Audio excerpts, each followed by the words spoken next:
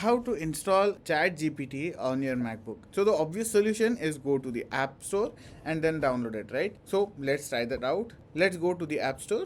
In the search bar, type in ChatGPT and hit enter.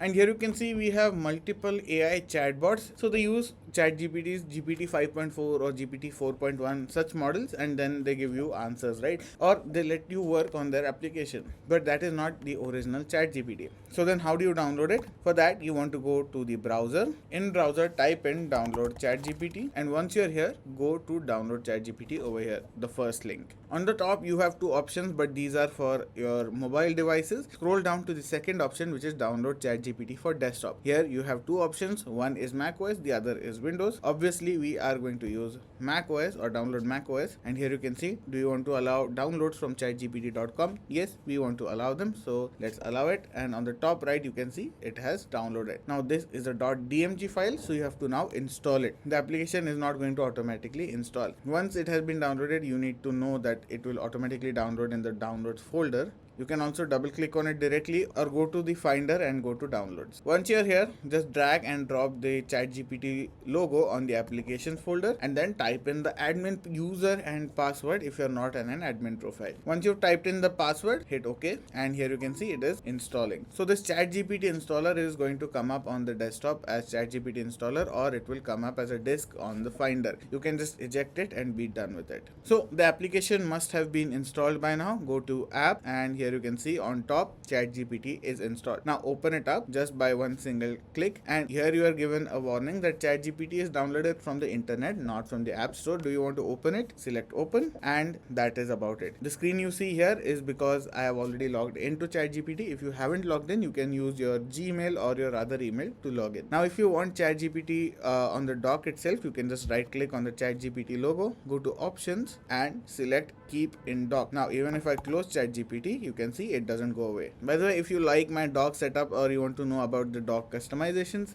I've already made a video on it. You can go and check it out.